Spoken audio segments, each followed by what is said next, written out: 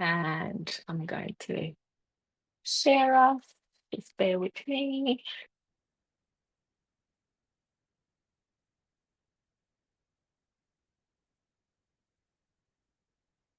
It'll take a little moment for me to write the story.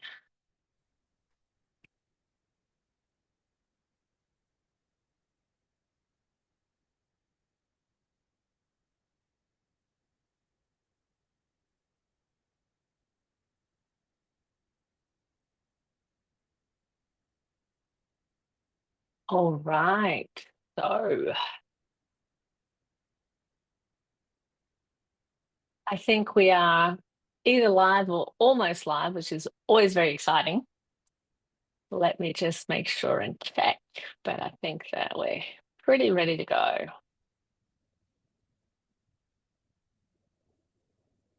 Yes, we sure are. Hello there. I mean, like for me, it's such a wonderful thing to be able to get back in touch with you guys and just, have this conversation, especially since, there are some very important things about this child and this child's birth that is very close to my heart. We'll talk about that. We don't have to reveal all the things straight away, but for you guys, gosh, 8 years of infertility and trying to get pregnant. It almost feels like, I don't want to put words in your mouth, but it probably feels very different to finally be there. Yes. How does it compute for you guys? It's bizarre, isn't it? I said to you the other day, didn't I? I said, oh, I reached 50 the other day, or the other week, sorry, and I said to Susie, I don't remember my 40s. She said that's because we were doing IVF and we're doing the fertility stuff. It's like 8-10 years of our lives, just like, yeah, it's crazy. Yeah, it's amazing, isn't it? It's just like so many things happen, and it's not only until you look back that you go, wow, did I actually miss things because I was just so focused on what I was trying to get done and that I didn't yet have. So I totally understand, and that's something that often, people mention to me. Tell me a little bit about, that kind of like that moment in your journey where it just felt like, do we continue this? Like, should we keep going? Let's talk We had about that for a little moment. those moments, didn't we? Like probably after our first IVF cycle, we were like, oh wow, we thought that was going to be a magic bullet, and it wasn't. And we were like, do we carry on with that journey? But it kind of, for me, it spurred me on. Every time we had a failure, I would then research something new, and then that's what would get me through, would be planning the next cycle. So what was it like for you, Ian? Because I know that for women, sometimes there is a very different way in which women will experience this. And Susie, you certainly have said it, that for you was like, it was enticing almost. It was like, I have to get this done. What was it like for you? Because I know that it's not always the same for men. No, it's not. I felt frustrated constantly because we were trying all these different things and we was getting the same result every time. And certainly when we started doing IVF, the first round was free in the UK. They don't charge for the first round, depending on where you live. And we just thought that was going to be like you say, she said, the magic bullet, and it was just going to do it, and we'd be, pregnant, and away we go. But it didn't happen that way. And for me, it was the bit of spending the money on IVF and walking out the door with nothing.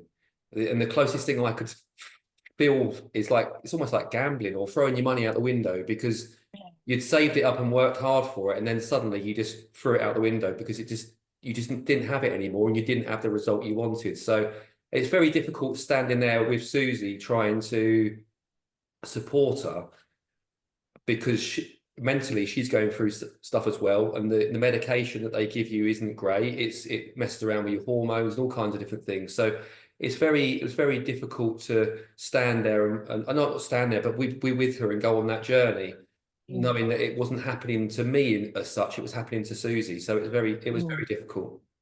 And what kind of what were you being told along that journey? Every time that it didn't work. And by the way, did you guys have a specific reason that you were told you needed to do IVF because of a particular reason, or was it just kind of unexplained, and Well, you not know. really, just more the criteria in the UK. We'd been trying for 2 years and it hadn't worked. So then they straight away put you down that path.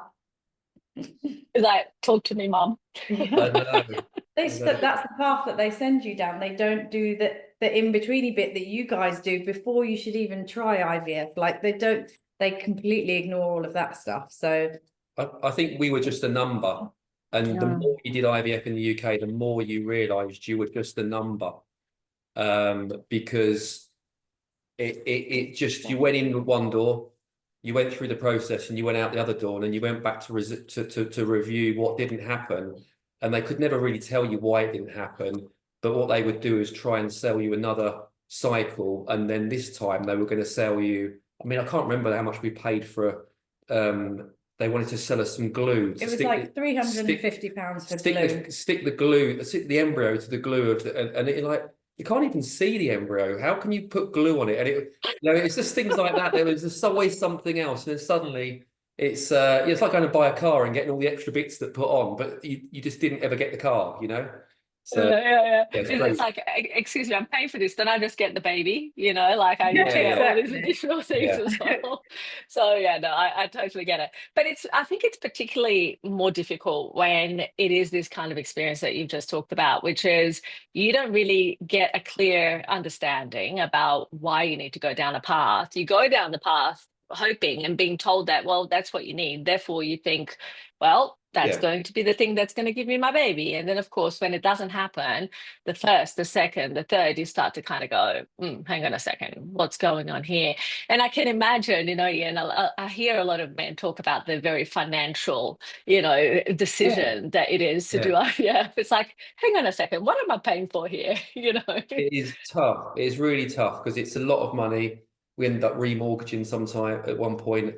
And it's just a lot of outgoings, and you're putting everything on like red or black, you know, in a casino, and it just doesn't come in, and it's just where now. And obviously Susie's driven to say, well, we want a baby, and I'm like, I do want a baby, but at what cost? yeah. And that's when obviously she found you guys. Yeah, it's interesting. And just before we talk about that, I think that what you've touched on just there is so relevant, because the cost of IVF isn't even just financial, right? No. And this is, I think, the part where a lot of people sometimes they stop there. They look at the costs and they go, okay, can I afford it? Can I not afford it? I mean, clearly it's worked, so there we go. Right. Like, what's happening? Yes, Freya, it is me. How are you, my love? Yeah, so They don't work with children and animals, don't they? she's like, you know, she's so cute. Every time she sees me, she goes like this. So cute. Yeah, see? Yes, I'm saying hi to you too. But anyway, as we were saying, you know, in terms of that financial decision, it's not even just the financial cost of IVF. It's looking at all of the different aspects that go with that. And, you know, some of the costs are obvious, and of course moods and fatigue and the health kind of concerns, you know, that come along with it. But there's also kind of like that self aspect, you know, the struggles that we have within ourselves, and obviously that would have happened for you differentially, individually as well. But what was the kind of like the challenge in the relationship, if there was anything there, in terms of like, describe a little bit about that. What happened there for you guys? Because for every couple it's different, but you know, like, how did you experience it? For me, it felt like I couldn't give Susie something that she wanted. And I know it's very difficult to explain, but you feel like you're in a position of trying to support her so we can get something. As a baby, it's natural. You get people having babies every day of the week, but for us, for some reason, it wasn't working. And that was the bit where it gets very frustrating, and it puts pressure on your relationship as well. Yeah. And what is it that you guys noticed? You know, like, what were some of the symptoms, I guess, of this not working in terms of your relationship? Was there anything that you kind of felt at the time, gosh, this is having a massive impact and we need to question what we're doing? Or was it more that it brought you both together and felt like, okay, we need to just band together and go forward? Like, how did you guys experience this? Because again, for every person it's different, for every couple it's very different. It was stressful in the moment of doing the cycle. Like I thought I was fine, but I was obviously very hormonal, and Ian we'd get to the end of a cycle and he'd be like, whoa. Yeah. I'm so glad that's over. I handled it quite well this time. No, yeah. But then we'd like, if the cycle didn't work, then we'd go on holiday. We'd go and do a little, we'd go have a mini break, and that would be our reset. And then I think we kind of felt like, wow, we've gone through that, and then you reassess whether you still want to have a baby or what do it kind of, in a way, because we weren't getting what we wanted, it did make us focus a lot on our relationship. What if this doesn't happen? Are we happy in our life together? Which we were. We had such a lovely life together. So once we got off that IVF roller coaster, we did kind of focus on that, I think. So I think that's what helped us to stay together through it, because there are some couples that can't survive that kind of. Absolutely. And I think that what you guys have just mentioned, and I'd love to hear, I'm sure, Ian, that every man listening to this also would love to know how you coped with the roller coaster of emotions. But what I would love to kind of have a bit of a sense, and it sounds to me like you guys had some really good rituals kind of put in there in terms of like reconnecting and coming back together at the time of, okay, it didn't quite work out to the way that we wanted. What meaning do we make out of this together? And that sounds like a really lovely way to kind of, get back on the same page, because it is definitely a very challenging experience.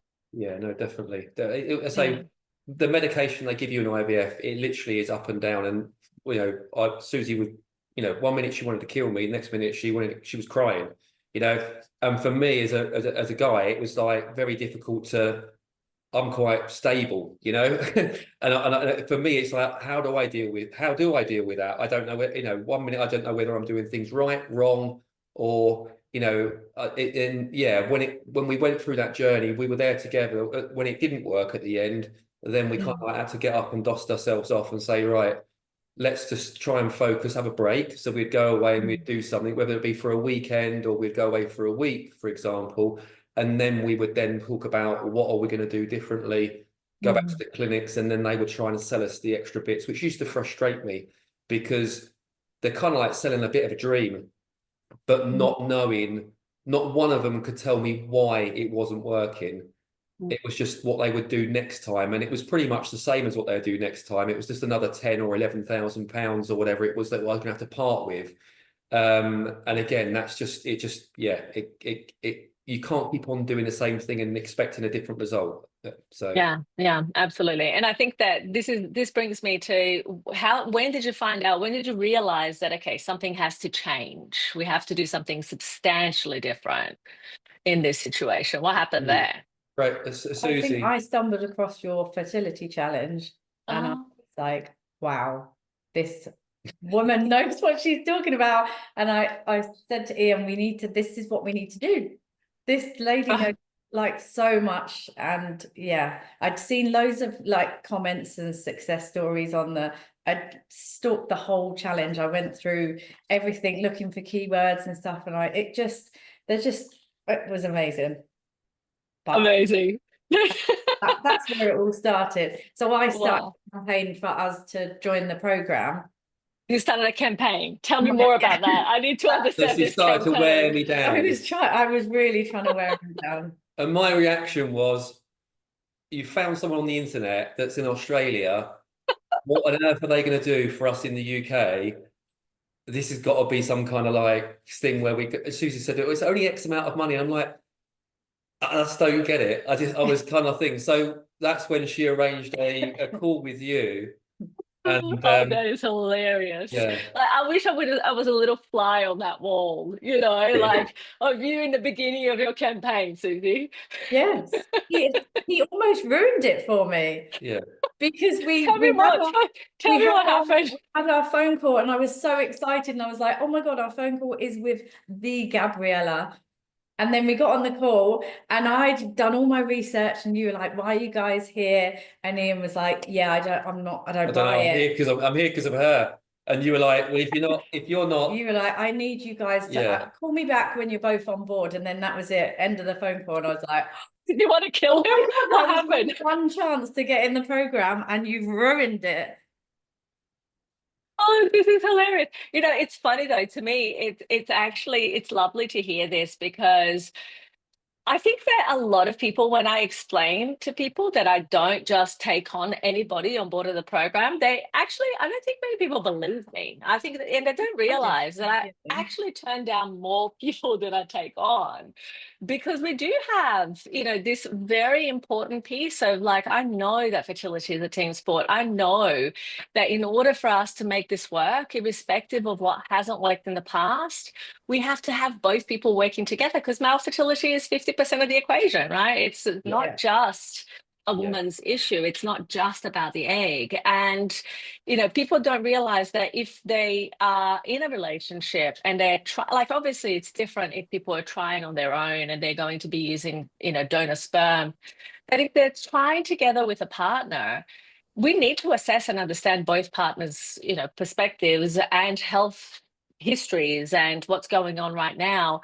And the other thing too that I find that's really important, and I think that you guys can probably speak to this now being on the other side of the conversation, there are so many things that people have to do when they go through this journey of really understanding what's not working and wanting to change it, that if both partners aren't on the same page, what ends up happening is that one person will inevitably bring the other one down. You know, one person will be trying their hardest, they will be doing everything that they can, and the other person is going to be sitting there on the couch going, why even bothering, you know? And I find that that never works. So after you've ruined the chances, Ian, did you go into the doghouse? Is that what happened? well, I think I was put in the doghouse, but I still felt like, no, I still believe, you know, we are paying money out, money out, money. I think Yeah. the thing is, I said at the time, if she sold it to me, as in Suzi sold it to me, as in it was helping me to prepare her to get pregnant, and I looked at it that way, I think I would have probably taken it on a little bit differently, and I probably wouldn't have been so reluctant, because when we got into the program and all the things we went through and the advice you were giving and the bits we were on, we were on the train kind of thing, and we were going along, and I could start to see the benefits of it. But prior to that, I couldn't. Yeah. And I said on the program, if only like you'd sold it to me as if it was kind of like a getting you ready and getting you prepared for pregnancy. It's obviously challenging for us. So we need to be prepared and be ready for it in a certain way. And I think if I did that at the time, I probably would have been a little bit more like, okay, let's go for it. But she did wear me down, and we did get on the program and the train. So she said, And you know, she won in the end. That's all good. yeah, and you know what? It benefited us in two ways, really, as a couple. Well, two ways, as in it benefited both of us because we got a baby at the end, but it also benefited for me health-wise as well, which I wasn't expecting, which was a nice surprise. Yeah, it's interesting. Just today, I found a paper, a scientific journal article paper, talking about the importance of addressing male infertility, not even so much from the fertility perspective, but from the fact of often fertility is a marker of and a measure of health in the short, medium, and long term. You know, so what you're talking about is so important. There was another study that was done. I think it was published in 2021, and it showed that people who had a diagnosis of infertility that was untreated and unexplained ended up with a higher all-cause mortality rate, so dying from all different causes, diabetes, cardiovascular disease, cancers, at a much higher rate than people who didn't have an infertility diagnosis. So it's just really interesting, this conversation of how improving health and optimizing health for optimizing fertility actually brings you long-term quality of life, where it wouldn't necessarily be the case had you not addressed it in that way. No. You know, so it's what you're saying absolutely is, you know, it's not just your experience, but certainly science is looking at that as well, which I think is great. I think one of the things that you touched on, and that I'd love, got a hairdresser on your hands already. Love it. Yes, Freya, we are talking about you. I know, I know. One of the things that I'd love to understand, and talk me through what actually, in the end, Ian, what made you decide that, okay, other than, of course, Suzi was very adamant that she wanted to do the program and she felt that there was going to be value, but what made you actually go, "Ah, okay, fine," because what you said is absolutely valid. You had already spent thousands of pounds on failed IVF cycles and lots of things that didn't work. And rightly, as you say, here are these people in the other side of the world. These days, for the last 3 years, I haven't even been in Sydney. I've been in Boston, but that's a whole nother story. So the team is in Sydney and, all over the world. And, so we continue doing what we're doing. But you're right, to say like, well, I don't know, like, is this some kind of scam? Like, am I going to just like give money away for no reason? What made you kind of go, maybe there's something to this? We thought we were talking to the experts when we were doing IVF. So the people in the UK, or the IVF clinics in the UK, they perceive themselves to be experts. And when you pay someone to achieve something for you, you presume that you're talking to an expert. And unfortunately, they might be experts in putting a sperm into an egg, but they're not experts in us. They're experts in their own procedure. And I think, like I said to you before, you can't keep on doing something and expecting a different result. So you have to make a change. And I think that's probably where, and I know that because in my role at work, that's what I have to do. So I think I kind of got to the point where we can't keep on spending money and just chucking it out the window. We've got to do something different. And if this clinic or your program could help us to do something, or just to shorten that gap, to be able to get to that bit on that next step, then yeah, it was worth starting. I think we ended up doing before we went on to the full program, I think we done like a starter program or something like that, didn't we? A mini one, yeah. A mini program. Mini program. And I was you know what, let's do the mini program. Let's see it and let's see what and that's kind of like how it came about. But yeah, I presumed we were talking to experts in fertility, but yes, we were in certain areas, but not not one of them come back to us and said, actually, if you took this and this, or if you changed that in your life and your diet or whatever it was, not one of them could advise us on us. We were just a number. And that's what you quite quickly learn when you're doing IVF in the UK.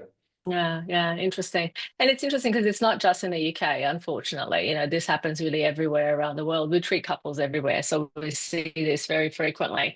But it's also interesting that you note and say to me that what actually got you to change your mind, and at the end of the day, it was you who decided, like, to change your mind. Like Suzi, as much as she was interested and wanted to do something, I often find that sometimes men are just going to put their foot down and not do anything. But what I understand from what you've just spoke about is that you engaging in wanting to understand more actually was the thing that made you see a different perspective of the situation. And it's interesting that you mentioned this because we just recently completely revamped the Fertility Challenge program. And now it's got more diagnostics and a whole lot of things. And we did a survey of the participants in this very last round. And there was a massive correlation between the people who felt that their expectations were exceeded by the program were the people who did 75% or more of the content consumption through the program. So the more that they learned, the more that they did the things that were part of the education of the Fertility Challenge program, the more that they felt like their expectations were exceeded. Which it kind of makes sense. The more that you know about something, the more that you understand, the more that you implement, the more you're going to get out of it. But sometimes when it comes to fertility, we do give our power away, like you've said. Like you're paying money hoping that somebody else is going to fix you, but when that doesn't work, you're left scratching your head going, well, what now, right? And I think that one of the things that the Fertility Breakthrough Program really aims to do, and I'd love to hear how this happened for you, is to educate you on what are the things that you need to understand, what are the things you need to know, and that personalization that goes through, you know, in every step of the process. How was that for you? Like, how was that different from the journey that you had been on before coming on to onto the program?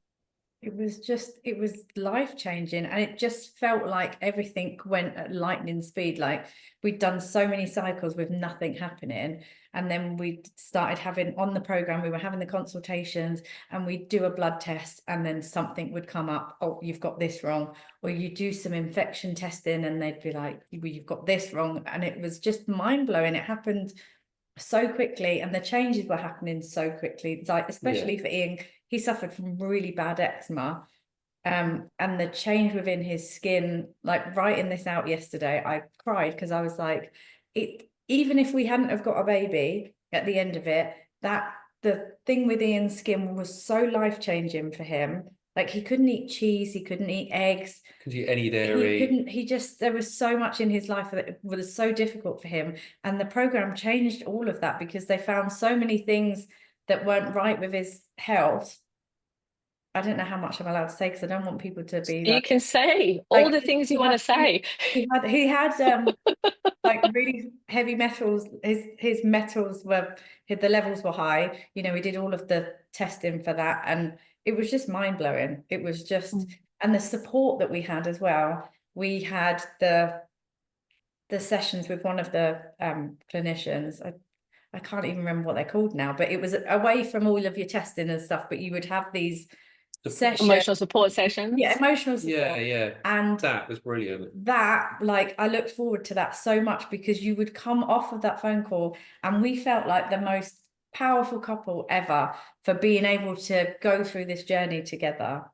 Like, the amount of support, and just, you know, just finding answers to stuff was just incredible. It's like having your own person. It was the bit that was missing for us, because, like I say, when you go to the IVF clinics, you expect them to be the have the key and everything like that, but they don't know about us. So it was almost like having our own personal clinician that got to know us and knew everything about us from top to bottom. We had tests done that you'd prescribed, and we knew more about ourselves and how our body worked than we've ever did. And I think Suzi kind of like picked up on that, because then suddenly blood results, she'd start to pick up, and she probably done a lot of the heavy lifting when it comes to like looking at blood results and saying, oh, that's not quite right. And then we discuss it with the clinician and they go, yeah, that's not right. So we were kind of like becoming experts ourselves. And it also taught us to challenge things as well when it comes to like our doctors, for example. So we're going to get a blood test from the doctors and they say, well, we can't do that. We know we're not going to do this for you. And we go, well, you need to, you know, and you would end up challenging the doctor. So many times I walked in and challenged the doctor because I wanted to get a blood test where it was free on the NHS, but we'd have to pay for it otherwise. And I was just always wary of the monies and stuff like that. To the point, I think I remember sitting in the doctor's surgery and there was a photo of this guy's baby or little girl there. And I said, oh, how long you had your baby? You know, but that's what I'm coming for. You know, so it kind of like a little bit of blackmail, but it was just, you know, you should just challenge it. You shouldn't take yes for, you know, or no for an answer, you know, and it just, yeah, it was something that grew with us. But it just gave you the support to be able to be confident enough to do that and to know what you're asking for as well. Yeah. I think that's something that so many people don't understand, is that one, you can question. Two, if you need to, you can demand. Three, if that doesn't work, you can always find ways of getting done what you need to get done. And it might take talking to a second doctor or a third. But, you know, at the end of the day, finding a compassionate doctor that is willing to work with you for your tests and for the things that are going to be required. And this is even something now, especially, we're doing a whole bunch of testing for people in the fertility challenge step, which we never used to do before. And educating people on this piece is so critical, you know, of yes, you do need to ask, and yes, you need to come in with the evidence of why this is important. But at the end of the day, and you know, you also have to remember a lot of general practitioners who would be the first line for whom people would go and ask for these tests, it's not their area of expertise and it's not typically their speciality. And so for them, they're dealing with, you know, like they have 5 minutes to deal with 95% of the things that come into their rooms in the quickest possible way, and just get in, get out, which is fair. I mean, unfortunately, it's the system, it's the setup of the healthcare system. And, you know, it's not an individual person that can be blamed for that, but you do get your more compassionate than not, you know, doctors. And I think that sometimes going to one, going to another, going to a fourth if you have to, until you get the test done that you need to get done, you know, whatever it takes, right? Because otherwise, what is the option that you have? No. To stay continuing to go around in circles and, you know, still not have the baby that you really desire in your arms? I think that's a reasonable trade-off. But like you say, they are general practitioners. General is the key word, because they don't know everything. They know a little bit, but they're not specialized in a certain area. So, but just coming back on to what Suzi was saying about the support and stuff, I think that through the program, I think that really helped us, because I always felt like I didn't know whether I was on the same page as Suzi or not. I thought I was, but when we'd have those conversations, I could actually offload and tell the practitioner what I was feeling, and Suzi would then offload as well. So it's almost like I won't say a therapy thing, but it was almost like it reset us and put us back on the same page. So we both know what each other was feeling and thinking, because as a guy, you don't tend to always have those emotions or those conversations, perhaps with your wife, to be able to say, actually, I think this, and she'll go, no, I'm thinking this, you know. So those kind of things were really, really good for us. I think it gave us that confidence to keep on going forward. Yeah. And I think, you know, part of that whole situation and why it's so useful is because it almost forces you to have a conversation in a way that's different to what you would normally sit together and have a conversation like. You know, we sometimes can be a little bit stuck in our patterns of even how we express, right? And when you have the need to express that in a way to help yourself understand first how you feel, and then a second person or even a third party, that definitely brings you to a different way of understanding the problem in your own mind, right? And I think that that's definitely very useful. But, you know, I'm kind of interested, how is it that, and at what point did you start to feel like, okay, this was worth it for me, Ian? For you, like, at what point did you find, not from the fertility perspective, but from the like, okay, you know what, this is what I needed? Did you ever feel like that? You may not. I don't know. Yeah. So at what point did I say it was worth it? I think I started seeing changes with us, or certainly myself, when it comes to my own health. I mean, like I say, I had eczema all over my face, over my hands, all over my body. And I was going to the doctors, or to the hospital, and having like light therapy, something similar to what they do with psoriasis and stuff like that. And I was just about to actually sign up before COVID. I was actually due to sign up to have this immune suppressant where they reset my immune system, but it meant I wouldn't have to go out, wouldn't be able to go out in the sun. I couldn't get a cold, because otherwise I could end up in hospital. So I'd have no immune system whatsoever. So to be fair, it all kind of panned out really well, because I started seeing changes before COVID. And I just said, Suzi said to me, imagine if we didn't do this and you did do that. You know, I caught COVID 3 or 4 times. I probably wouldn't be here. But it's just stuff like that I thought, you know what, actually, I'd have paid for someone to be able to resolve my issues health-wise every day of the week. So that was kind of like a like a bonus that, and the fact that then we found out why we weren't getting pregnant, because you know, the clinic helped us find that. So that helped us to then start to narrow the gap down so that we could start to pinpoint our resources and our you know, our passion to get to that bit that actually helped us to get a baby. Amazing. So literally it was like the whole health transformation. The baby was almost a cherry on top. Yeah. No, for me it was. Interesting. Yeah, exactly. Yeah. What about for you, Susie? Where was the like? I mean, obviously you were pretty much like wanting to do this, from the get go, so to speak. But at what point did you notice, like, okay, this was exactly, or it was exactly what I needed or what I wanted?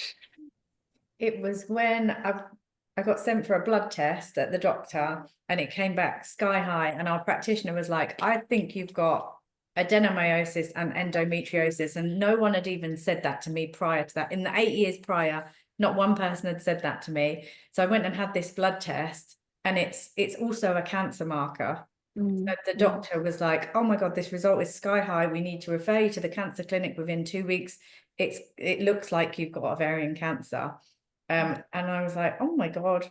But I mean, they went on, they did an MRI, and I did have really bad adenomyosis and endometriosis. And I asked the clinic that we were having treatment at for IVF in the UK, I asked them if they would do anything different with our treatments based on this diagnosis, and they said they wouldn't change anything. And I was like, what? I can't even carry on. I don't even have words. Yeah. I was so shocked because I knew how much that was impacting us getting pregnant. So we ended up, like Ian said, it just puts your focus elsewhere, and we ended up looking with our practitioner for this doctor that we found that specialized in adenomyosis, and she happened to be in Spain, so it took our journey to Spain. But I think if we hadn't have done that, and we hadn't have had that diagnosis through, we probably would have given up. We'd have either given up, or we would have just I would have thrown more money at Oh, for sure. I mean, that's the thing, like it's so clear, and it's crazy to me that, here is a big reason as to why this is not happening, and you need to treat it. But no, let's just it's a numbers game. Just keep going. I was 10 grand and we'll see what happens. Which made me just think they are all in it for the money, unfortunately. And that's the bit that kind of like sealed it for me, because like, do you know what? That's exactly what I thought it was, because we've done it so many times now. And so that was perfect. So now then your clinic helped us to find the right person that might be able to help us, and then you supported us all the way through that journey as well. So And how was it different, like going through, because obviously, the whole conception journey for you guys, it was work, it's never a walk in the park, I have to say, for every single one of our patients. By the time they come to us, they are kind of part of this subset of the fertility, population, where they usually have tried lots of different things that didn't work. I mean, I don't even want to ask how much money you've spent on things that didn't work. Let's just forget that. Let's just take it as a learning tax, or whatever it is. Learning tax, whenever I make like those types of kind of decisions, and I got learning tax, that's fine. I'll pay my taxes then. I wish it was tax deductible. I wish learning tax was tax deductible, sometimes it is, but hey. But the point here is, like, at what point did you realize that, okay, I need to put this in a different context, and that journey led you to different parts and different places. But what happened in the end? Like, tell me the story about, okay, you started doing the process, you've had some challenges because of COVID, and, there was some delays in your treatment, but what did that journey eventually look like for you? How did Freya come to be? I mean, we found this amazing doctor with the help of our practitioner, because she was very much like, do your research first. Don't just, because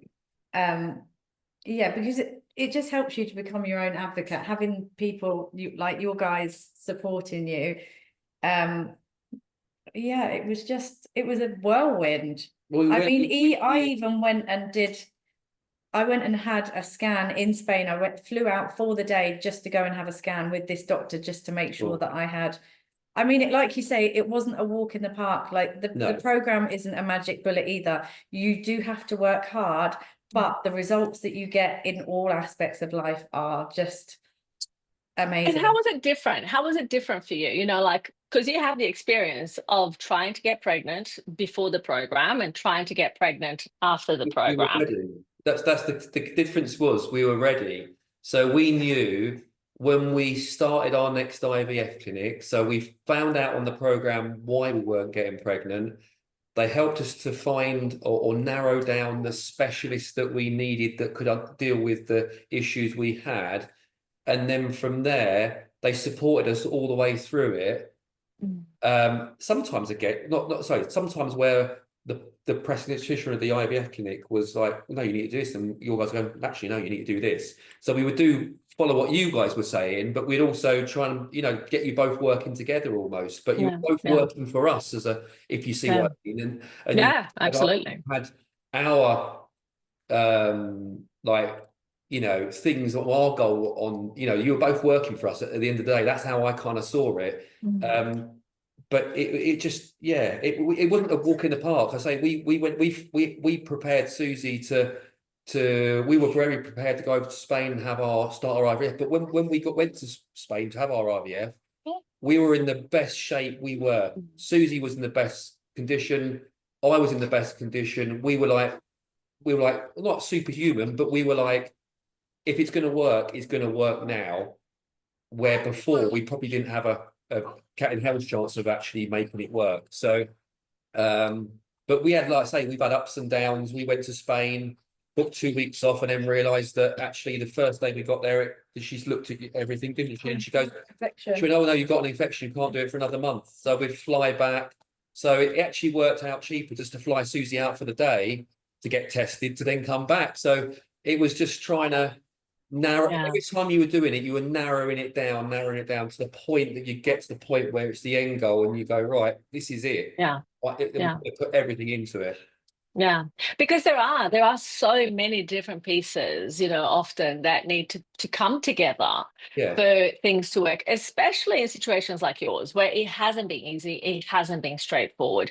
For the majority of people out there in the general population, it's literally, I always say, have sex, get pregnant, have a baby done. We're no longer having this conversation. But when that doesn't happen, we really have to get so much better at asking better questions, because otherwise we end up in this cycle that's kind of almost, it's unending. Tell me, what was something other than obviously the health improvements and the relationship kind of improvements, not improvements, but like alignment? I think that's the word. What was something that was really unexpected that you gained from your journey? So one of the things one of the things, I mean, we chose IVF because that was the only way that we could get pregnant. But on that journey, we did get pregnant, didn't we? We did. Naturally. After the mini program that we did, we got pregnant naturally after doing years of IVF.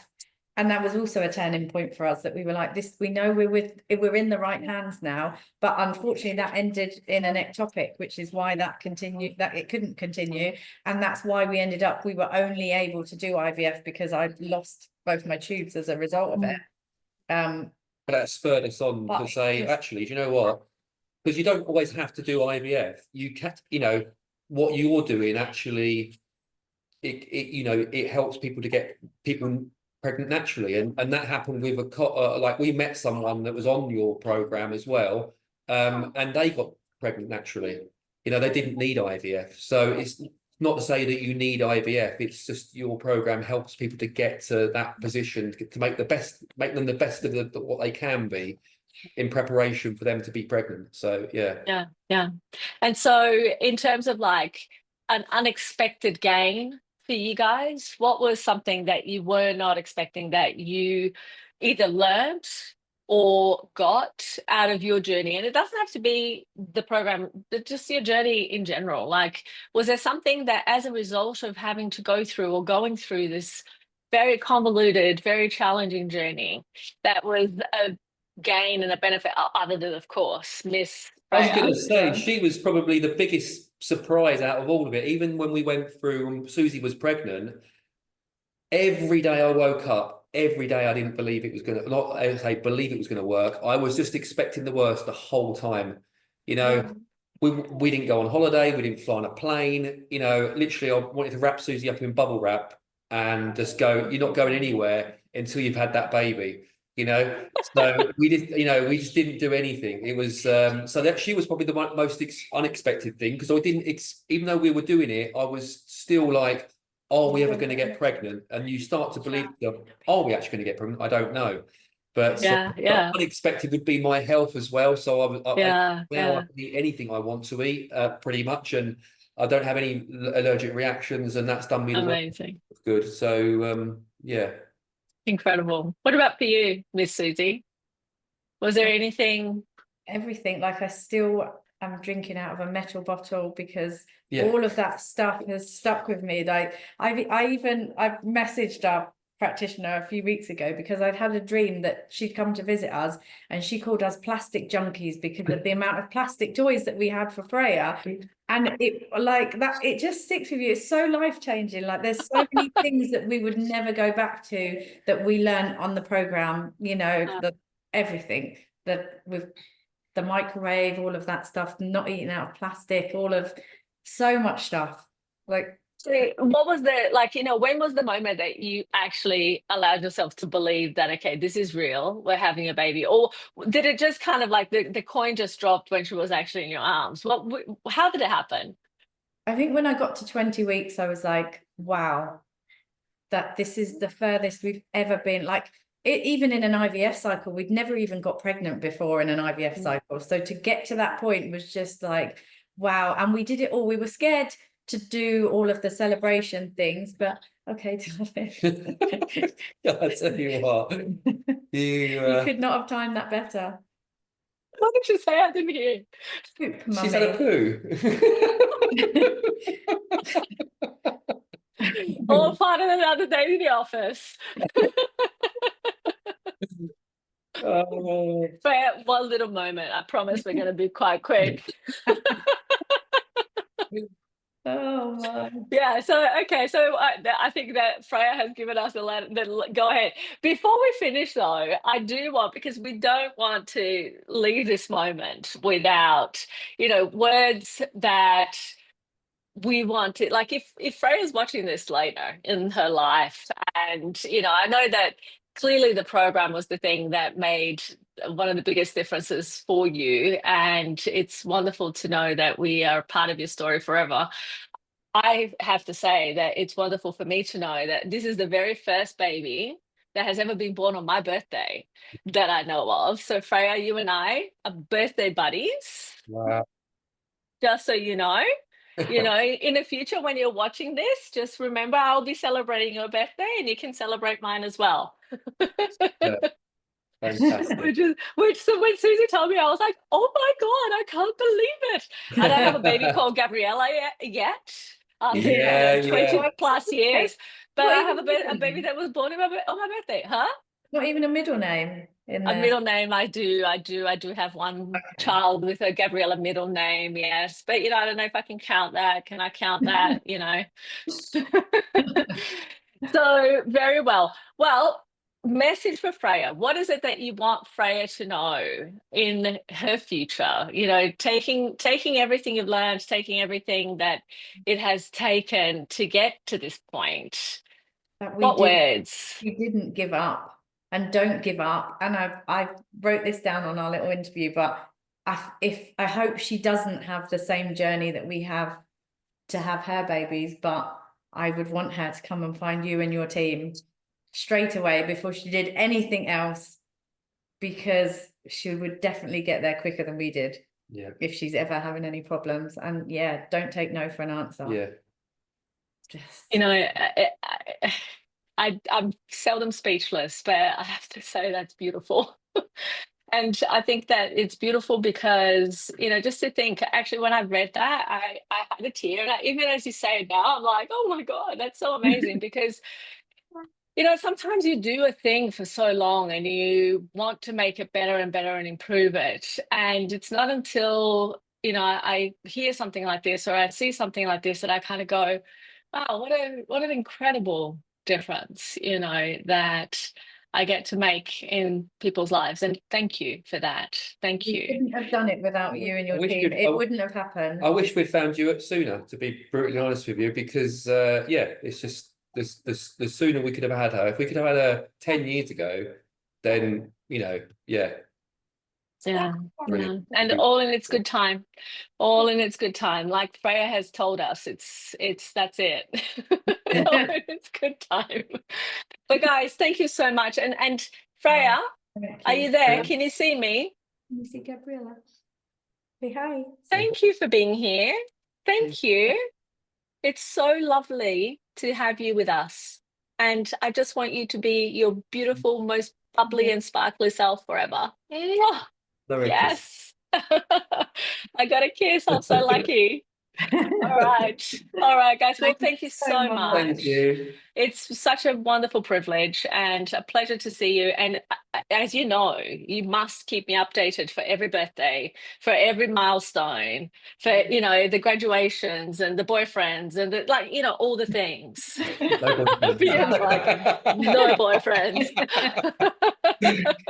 Oh, All right, lovely. but thank you for being Thank you here. so Thank much. you Thank for you. you know, for allowing us to share your story and really for allowing us for being a part of it. And Ian, well done for coming around. No, thank you, and thank your team as well. They're fantastic. They're amazing. I will. Thank you so much, guys. Take care. Thank you. Bye Bye-bye. for now.